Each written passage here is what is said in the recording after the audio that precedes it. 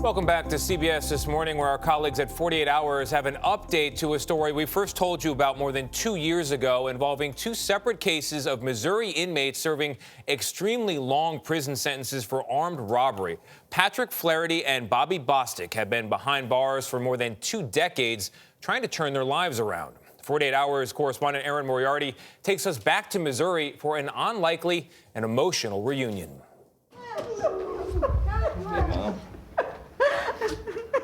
Patrick Flaherty never gave up hope that someday he would see his mother again as a free man. Oh, we can go home. Yep. This day seemed all but impossible just 2 years ago. Hello, how are you? When we first met Flaherty at the Jefferson City Correctional Center in Missouri, where he has spent much of the past 2 decades. Flaherty was 22 years old in 1999 when he robbed 4 convenience stores armed with an unloaded BB gun. It's a BB gun, but it looks like the real thing, doesn't it? Yes, ma'am. Flaherty thought he'd get a 10-year sentence, and he did, for each store. And the judge ordered the sentences to run consecutively. When you hear the word consecutive, consecutive, consecutive, and you start thinking in your mind, my God, that's 40 years. In Missouri, inmates have to serve 85% of a prison sentence before they can even request parole.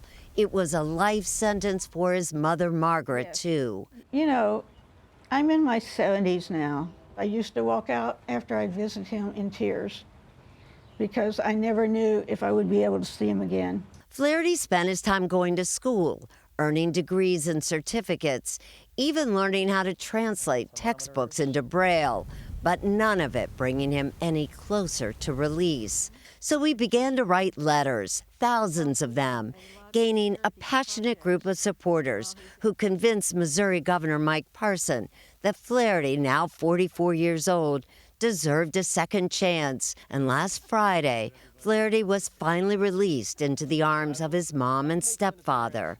Does that give you hope? Yeah, it gives me a lot of hope. And in a place like this, all you got is hope. And that's what you hold on to, hope that you're going to get out one day. If Flaherty's 40-year sentence for robbery seems excessive, consider Bobby Bostic. He was 16 in 1995 when he and a friend committed an armed robbery and a carjacking at Christmas time. Bostic's .38 firearm was real, and one of his victims was grazed by a bullet. Did you intend to hurt him? To kill him? No, if I had intended to hurt or kill him, I'd have kept shooting. But I didn't intend to hurt him or shoot. It's just, I was, in my young mind, it's no excuse. When I look back, it's no excuse for what I did. But Bostic, a juvenile, never expected the judge to rule so harshly. I didn't even think I'd get 30. And how many years did you get? 241 years. Did you think he was irredeemable? Yes. At the time, Judge Evelyn Baker, now retired, thought the sentence was appropriate for Bostic. I didn't expect him to survive prison. I figured with his behaviors, he was going to wind up dead. But instead, when he had money, Bostic spent it on college classes. And the teen who never read a book wrote 15 behind bars. And he has held on to hope even when he watches those with murder convictions go home ahead of him. Got something to give to the world, so I got to act on that hope. I got to just keep going. Even when this appeal get denied, I got to keep going, because one day something will happen. And remarkably, the person who most wants to see that happen? 241 years is insanity. When I think back on it, and I'll say right now, it's insanity. He was a kid, he was a little boy. But you're the one who sentenced him, Judge. Yes, as he evolved, I have evolved. I mean, is it fair to say that the case of Bobby Bostic has haunted you? That would be a very true statement. I don't want to go to my grave with Bobby incarcerated. I think Bobby has so much that he can give to this world. Do you think that someday Bobby Bostic will be walking out the 100%, same door as you did? 100%. I think next year.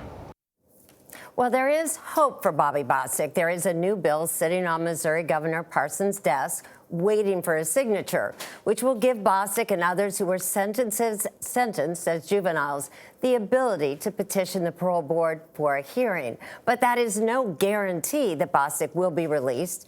He is a lot closer. I do want to point out, under this very complicated formula, if the governor does not sign that bill, Bostic is eligible for parole, wait for it, when he's 112 years old. I don't know, Erin, you hear that story and you have to wonder why he is not out today. Yes. That somebody looking at this story hopefully will step in. This makes no sense to me. Well, this is why the judge is speaking out.